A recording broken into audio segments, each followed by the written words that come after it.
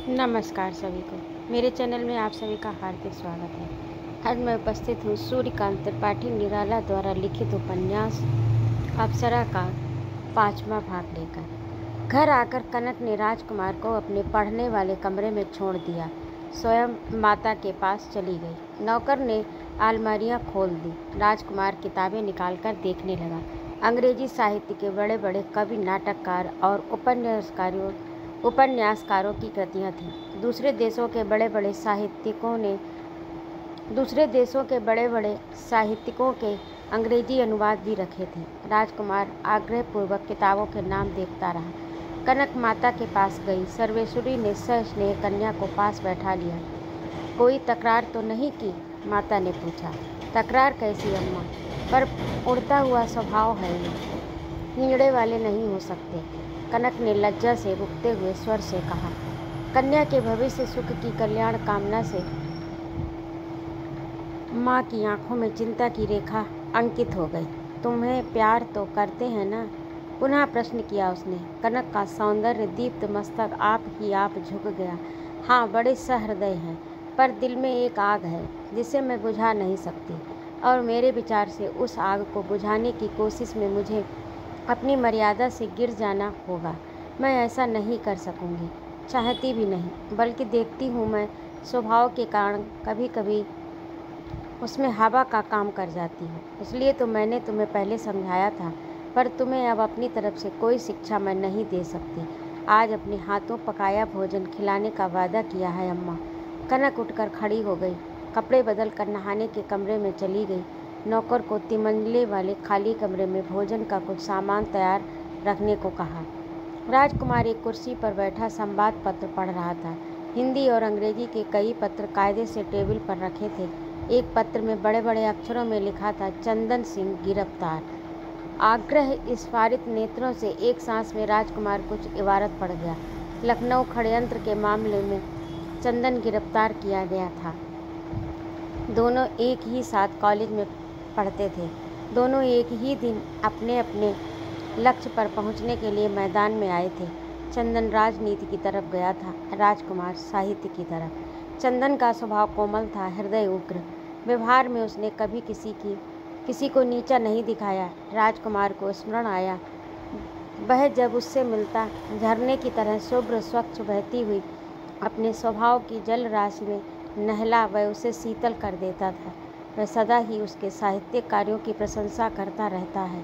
उसे बसंत की शीतल हवा में सुगंधित पुष्पों के प्रसन्न कौतुक हास्य के भीतर के कोयलों, पपीहों तथा अन्य वन्य विहंगों के स्वागत गीत से मुखर डालों की छाया से होकर गुजरने वाला देवलोक का यात्री ही कहता रहा है, और अपने को ग्रीष्म के तपे हुए मार्ग का पथिक, संपत्ति वालों की क्रूर हास्य कुंचित दृष्टि में फटा निसम्मान भिक्षुक, गली गली की ठोकरें खाता हुआ मारा मारा फिरने वाला रस लेस रहित कंकाल बतलाया करता है।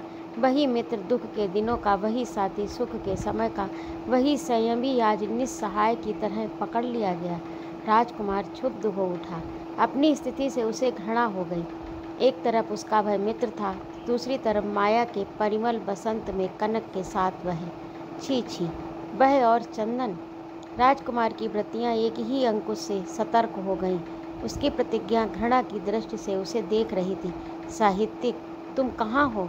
तुम्हें केवल रस प्रदान करने का अधिकार है, रस ग्रहण करने का नहीं। उसकी प्रकृति उसका तिरस्कार करने लगी। आज आंसुओं में अपनी श्रृंगार छवि देखने के लिए आए हो? कल्पना के प्रासाद शिखर पर एक दिन एकाकी देवी के रूप में तुमने पूजा की, और आज दूसरी को प्रेयसी के रूप में हृदय से लगाना चाहते हो? छी छी, संसार के सहस्त्रों प्राणों के पावन संगीत तुम्हारी कल्पना से निकलने चाहिए, कारण वहाँ साहित्य की देवी सरस्वती ने अपना अधिष्ठान किया है, जिनका सभी के हृदयों में सूक्ष्म रूप से वास है। आज तुम इतने संकुचित हो गए कि उस समस्त प्रसार को सीमित कर रहे हो। श्रेष्ठ को इस प्रकार बंदी करना असंभव है। शीघ्र ही तुम्हें उस स्वर्गीय शक्ति से रहित होना होगा, जिस मेघ ने वर्षा की जलद राशि वाष्प के आकार से संचित कर रखी थी। आज ये एक ही हवा चिरकाल के लिए उसे तृष्णार्थ भूमि के लिए ऊपर उड़ा देगी। राजकुमार त्रस्त हो गया। हृदय ने कहा, गलती की, निश्चय ने सलाह दी, प्रायश्चित करो। बंदी की हंसती हुई आंखों ने कहा, साहित्य की सेवा करते हो ना मित्र। मेरी माँ थी जन्मभूमि और तुम्हारी माँ भाषा। देखो आज माता ने एकांत में मुझे अपनी गोद में, अंधकार की गोद में छिपा रखा है। तुम अपनी माता के स्नेह की गोद में प्रसन्न हो ना। व्यंग के शास्त्रों सूल एक साथ चुभ गए। जिस माता को वह राजराजेश्वरी के रूप में ज्ञान की सर्वोच्च भूमि पर अलंकृत बैठी हुई देख रहा था, आज उसी के नयनों में पुत्र की दशा पर करुणाश्रु बरस रहे थे। एक ओर चंदन की समाधृत मूर्ति देखी, दूसरी ओर अपनी तिरस्कृत। राजकुमार अधीर हो गया। देखा सहस्त्रों दृष्टियां उसकी ओर इंगित कर रही हैं। यही है, यही है, इसी ने प्रतिज्ञा की थी। देखा, इसके कुल अंग गल गए हैं। लोग उसे देखकर घृणा से मुंह फेर लेते हैं।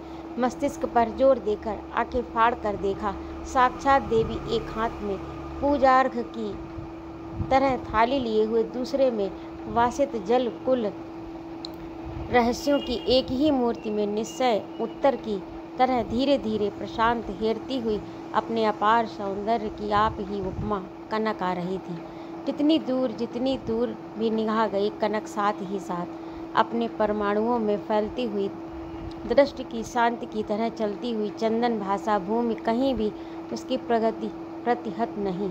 सबने उसे बड़े आदर तथा स्नेह की स्निग्ध दृष्टि से देखा, पर राजकुमार के लिए सर्वत्र एक ही सा व्यंग, कौतुक और हास्य। कनक ने टेबल पर तस्तरी रख दी, एक और लोटा रख दिया। नौकर ने गिलास दिया, भरकर गिलास भी रख दिया। भोजन कीजिए।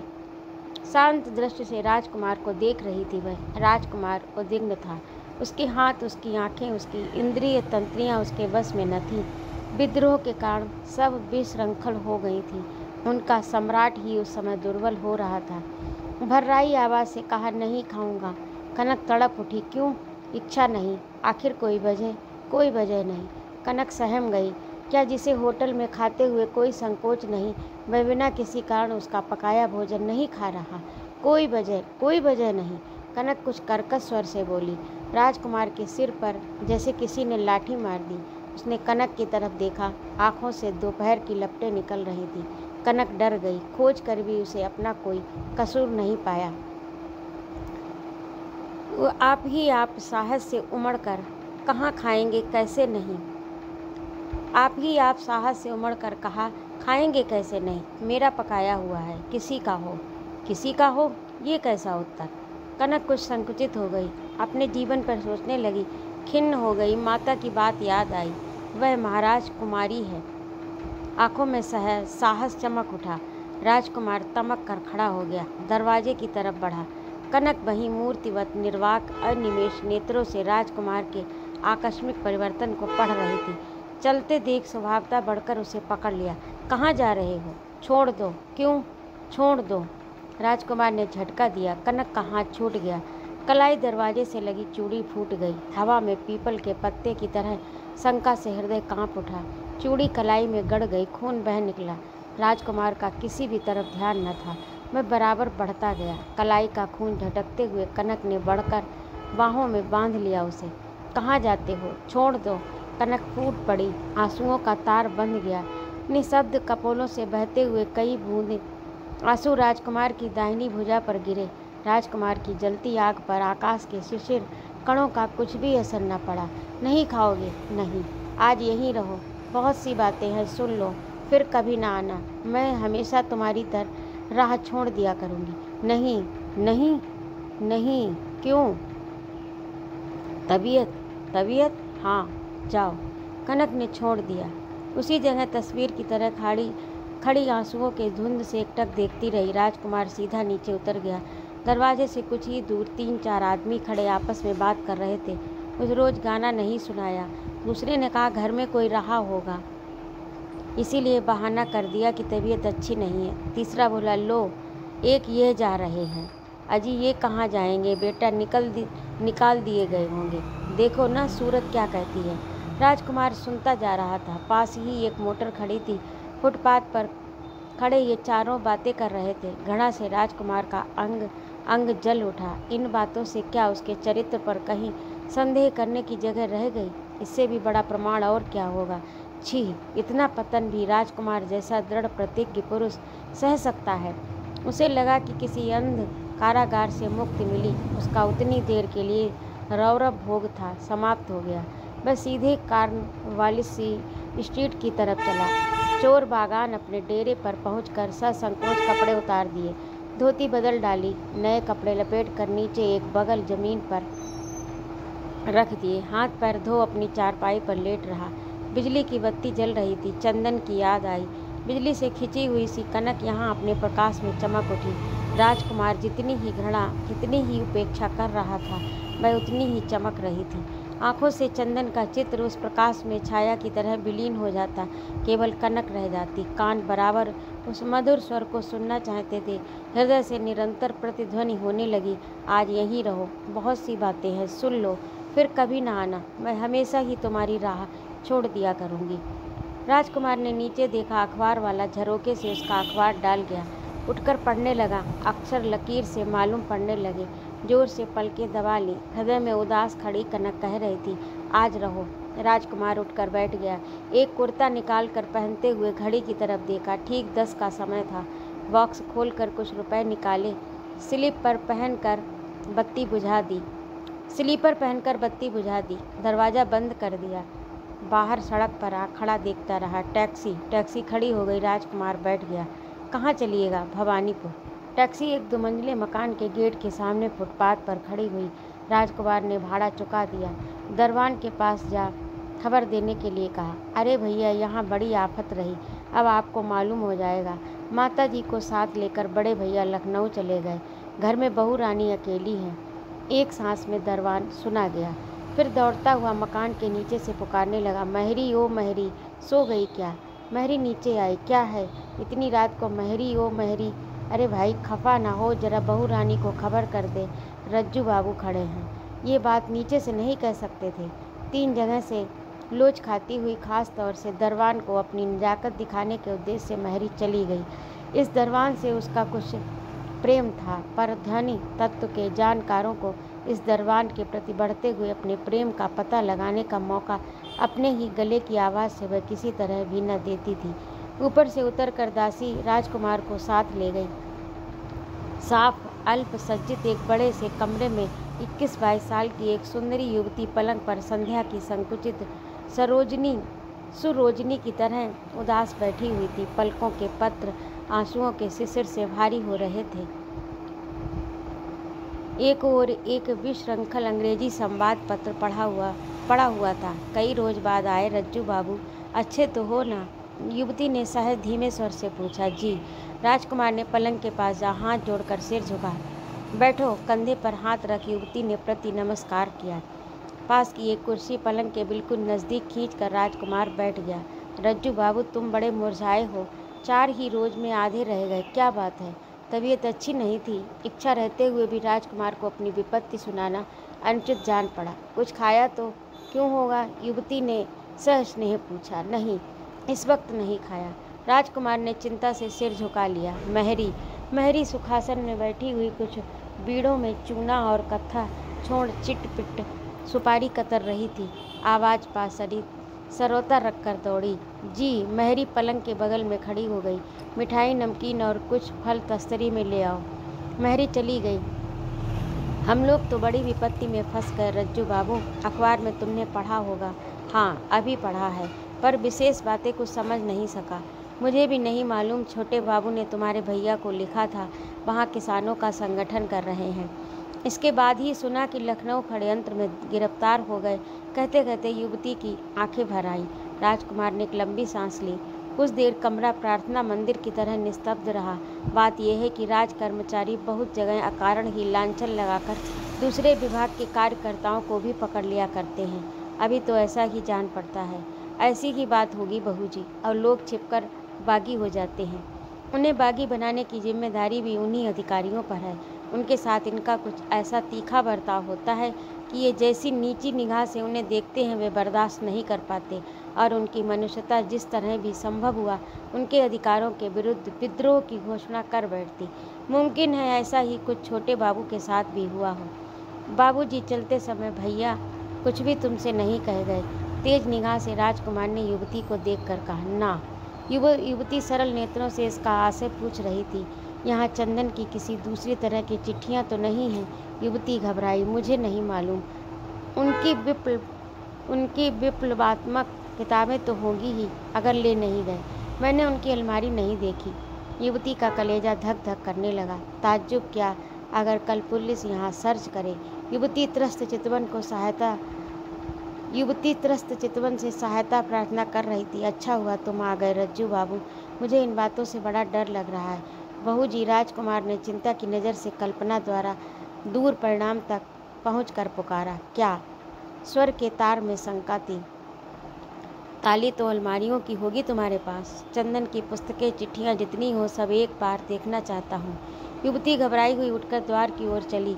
खोज कर तालियों का एक गुच्छा निकाला। राजकुमार के आगे आगे जीने से उतरने लगी। पीछे राजकुमार अवश्यंभावी विपत्ति पर अनेक प्रकार की कल्पनाएं करता हुआ। नीचे एक बड़े से हाल के एक और एक कमरा था। यही चंदन का कमरा था। वह जब यहाँ रहता था प्रायः इस कमरे में बंद रहा करता था। ऐसा ही उसे पढ़ने का व्यसन था। कमरे में कई अलमारियाँ थीं। अलमारियों की अद्भुत किताबें राजकुमार की स्मृति में अपनी करुणा की कथाएं कहती हुई सहानुभूति की प्रतीक्षा में मौन ताक रही थी। कारागार उन्हें असह्य हो रहा था। वे शीघ्र अपने प्रिय के पाणी ग्रहण की आशा कर रही थी। बहू, गुच्छा मुझे दे दो। राजकुमार ने एक अलमारी खोली। वह 1 2 3 4 5 6 7 8 किताबें निकालता हुआ फटाफट फर्श पर फेंक रहा था। युवती यंत्र की तरह एक टेबल के सहारे खड़ी अपलक दृष्टि से उन किताबों को देख रही थी। दूसरी, तीसरी, चौथी, पांचवी, छठी कुल अलमारियों की राजकुमार ने अच्छी तरह तलाशी ली। जमीन पर करीब करीब 150-200 किताबों का ढेर लग गया। फ्रांस, रूस, चीन, अमेरिका, भारत, इजिप्ट, इंग्लैंड, सब देशों की सजीव स्वर में बोलती हुई स्वतंत्रता के अभिषेक से द्रप्त मुख मनुष्य को मनुष्यता की शिक्षा देने वाली किताबें थीं। राजकुमार 2 मिनट तक दोनों हाथ कमर से लगाए उन किताबों को देखता रहा। युवती राजकुमार को देख रही थी। टप टप कई आंसू राजकुमार की आंखों में गिर गए। उसने एक ठंडी सांस ली।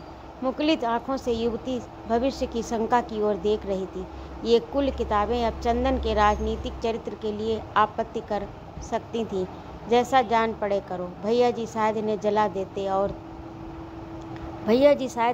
देते और तुम, मैं जला नहीं सकूंगा। तब भाई चंदन तुम जीते। मेरी सौंदर्य की कल्पना एक दूसरी जगह छिन गई। मेरी दृढ़ता पर तुम्हारी विजय हुई। राजकुमार सोच रहा था। युवती राजकुमार की ओर एकटक देख रही थी। इन्हें मैं अपने यहाँ ले जाऊंगा अगर तुम भी पकड़ लिए गए। न रज्जू बाबू, इन्हें फूंक दो। क्या? राजकुमार की आंखें देख युवती डर गई। राजकुमार ने किताबों को एकत्र कर बांधा। फिर कहा, और जहाँ जहाँ आप जानती हो जल्द देख लीजिए। अब तो 2 बज रहे होंगे। युवती कर्तव्य रहित सी निर्वाक खड़ी राजकुमार की कार्रवाई देख रही थी। सचेत हो ऊपर जाकर कोठरियों के कागज पत्र देखने चली। कमरे के बाहर महरी खड़ी मिली। एकाएक बस इस परिवर्तन को देख भीतर आने की उसकी हिम्मत न हुई। दहशत खाती हुई बोली, जलपान बड़ी देर से रखा है। युवती लौट आई। राजकुमार से कहा, रज्जू बाबू पहले कुछ जलपान कर लो। आप जल्द जाइए, मैं खा लूँगा। वहीं टेबल पर रखवा दीजिए। युवती चली गई। महरी ने वहीं चंदन की टेबल पर तस्तरी रख दी। जल भरा ढक्कनदार लोटा गिलास रख दिया। राजकुमार शीघ्र ही दोबारा कुल अलमारियों की जांच कर ऊपर चला गया। 2-1 घरेलू पत्र ही मिले। एक बात कहूँ? कहो। भैया जी कब तक लखनऊ रहेंगे? कुछ नहीं कह गए। शायद जब तक चंदन का फैसला न हो जाए तब तक रहे। संभव है। आप एक काम करें क्या? चलिए आपको आपके मायके छोड़ दूँ। युवती सोचती रही। सोचने का समय नहीं, जल्दी कीजिए। चलो, यहाँ पुलिस के लोग रहेंगे। आवश्यक चीज़ें, अपने गहने और नगद जो कुछ हो ले लीजिए। शीघ्र ही सब ठीक कर लीजिए ताकि 4 रुपये बजे के पहले हम लोग यहाँ से निकल जाएं। मुझे बड़ा डर लग रहा है रज्जू बाबू। मैं हूँ ही, अभी कोई इंसान आपका क्या बिगाड़ सकेगा। मैं लौट कर आपको तैयार देखे। राजकुमार गैरेज से मोटर निकाल लाया। किताबों का लंबा सा बंधा हुआ बंडल उठाकर सीट के बीच में रखकर बैठ गया। फिर कलकत्ते की तरफ उड़ चला। अपने घर पहुंचा। जिस तरह फाटक का छोटा दरवाज़ा वह खोलकर चिपका गया था वैसा ही था। धक्के से खुल गया। चौकीदार को फाटक बंद करते समय दरवाजे का ख्याल नहीं आया। राजकुमार किताबों का बंडल लेकर अपने कमरे में गया। बक्स का सामान निकाल किताबें भर दी, ताला लगा दिया। जल्दी में जो कुछ सोचा बांध कर बत्ती बुझा दी। दरवाज़ा बंद कर दिया। फिर मोटर पर अपना सामान रख भवानीपुर चल दिया। जब भवानीपुर से लौटा तो 3:15 हुए थे। क्या क्या लिया देखें। युवती अपना सामान दिखाने लगी। एक बॉक्स में कुछ कपड़े, 8-10 हज़ार के गहने, 20,000 नंबरी नोट, ये सब उसका अपना सामान था। महरी को मकान की झाड़ पोंछ करने के लिए वहीं रहने दिया। रक्षा के लिए 4 दरवान थे। युवती ने सबको ऊपर बुलाया। अच्छी तरह मकान की रक्षा करते हुए सुखपूर्वक समय पार करने के कुछ उपदेश दिए। दरवानों को विपत्ति की सूचना हो चुकी थी, कुछ न बोले। महरी बाहर से दुखी थी पर भीतर एकांत की चिंता से खुश थी। बहू का बॉक्स उठाकर एक दरबान ने गाड़ी पर रख दिया। वह राजकुमार के साथ साथ नीचे उतरी। गेट की बगल में शिव मंदिर था। मंदिर में जा भगवान विश्वनाथ को भूमिष्ठ हो प्रणाम किया। राजकुमार ने ड्राइवर को बुलाया। गाड़ी गेट के सामने लगाए हुए चारों तरफ देख रहा था। अपनी रिस्ट वॉच में देखा 4:30 हो गया। ड्राइवर आया, राजकुमार उतर पड़ा। जल्दी कीजिए। बहू प्रणाम कर लौट आई।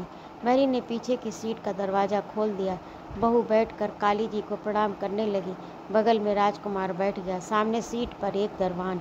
अगर कोई पुलिस की तरफ से यहाँ आए तो कह देना कि मकान में कोई नहीं है। अगर इस पर भी वे मकान की तलाशी लें तो घबराना मत और हर एक की पहले अच्छी तरह से तलाशी ले लेना।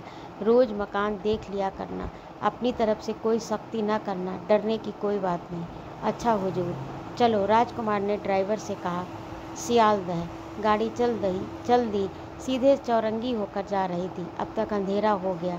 उषा उगते हुए सूर्य के प्रकाश से अरुण हो चली थी, जैसे भविष्य की कोई कांति का कोई पूर्व लक्षण हो। राजकुमार की चिंताग्रस्त असुप्त आंखें भी इसी तरह लाल हो रही थी। बगल में अनवगुंठित बैठी हुई सुंदरी की आंखें भी विषाद तथा निद्रा के भार से छलछलाई हुई लाल हो रही थी। गाड़ी सेंट्रल एवेन्यू पार कर अब बहू बाजार स्ट्रीट से गुजर रही थी। गर्मियों के दिन थे। सूर्य का कुछ कुछ प्रकाश फैल चुका था। मोटर पूर्व की ओर जा रही थी। दोनों के मुख पर सुबह की किरणें पड़ रही थी। दोनों के मुखों की क्लांति प्रकाश में प्रत्यक्ष हो रही थी। एकाएक राजकुमार की दृष्टि स्वतः प्रेरित सी एक तिमंजिले विशाल भवन की तरफ उठ गई। युवती भी आकर्षक मकान देखकर उधर ही ताकने लगी। बरामदे पर कनक रेलिंग पकड़े हुए एक दृष्टि से मोटर की तरफ देख रही थी। उसकी अनिंद्य सुंदर आंखों में भी उषा की लालिमा थी। उसने राजकुमार को पहचान लिया। दोनों की आंखें एक ही लक्ष्य में बिंद गई। कनक स्थिर खड़ी ताकती रही। राजकुमार ने आंखें झुका ली। उस कल के लोगों की बातें याद आई। घृणा से सर्वांग जर्जर हो गया। बहू जी, उसे कल के लोगों की बातें याद आई। घृणा से सर्वांग जर्जर हो गया। बहू जी, देखा? हाँ, उस खूबसूरत लड़की को ना? हाँ, यही एक्ट्रेस कनक है। मोटर मकान को पीछे छोड़ चुकी थी। राजकुमार बैठा रहा। युवती ने फिर कर देखा। कनक वैसी ही खड़ी ताक रही थी। अभी भी देख रही है। तुमको पहचान लिया है शायद। राजकुमार कुछ न बोला।